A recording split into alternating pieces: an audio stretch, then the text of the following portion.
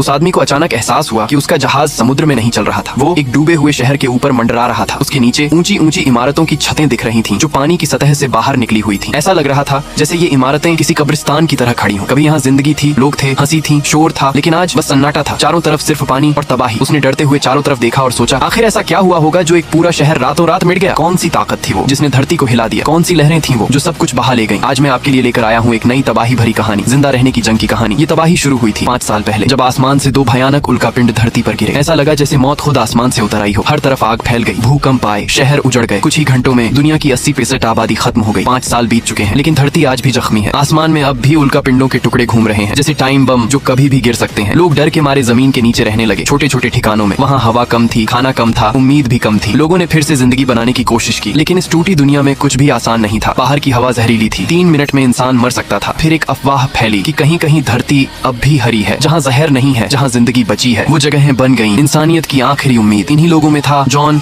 और उसका परिवार। वो भी जमीन के नीचे किसी तरह जिंदा थे, लेकिन अब वहाँ रहना मुश्किल हो गया था। बार बार भूकंप आते, ज्वालामुखी फटते, दीवारें हिलने लगती। अब वहाँ रुकना मतलब मौत को बुलाना। तो उन्होंने फैसला किया, हमें बाहर जाना होगा, कुछ भी हो जाए। जॉन ने भारी सुरक्षा सूट पहना, मास्क लगाया और डर को दिल में दबाकर बाहर निकल गया। सामने सूखी टूटी हुई धरती थी, सन्नाटा था। एक सुनसान समुद्र तट पार करते हुए उसे कुछ चमकता हुआ दिखा। वो था पुराना कोस्ट टावर, जो कभी लोगों की मदद करता था। जॉन की आंखों में उम्मीद आ गई। उसने दूरबीन से देखा और साथियों से बोला, दोस्तों यहाँ नावें हैं और थोड़ा आगे एक पुराना युद्धपोत भी है। शायद यहीं से हमारी नई शुरुआत होगी। लेकिन सवाल ये है, क्या जॉन और उसका परिवार बच पाएगा? क्या वो हरी जगह तक पहुंच पाएंगे, या ये दुनिया उन्हें भी निगल जाएगी? ये जानने के लिए जुड़े रहिए, क्योंकि ये सिर्फ कहानी नहीं, ये है जिंदा रहने की लड़ाई।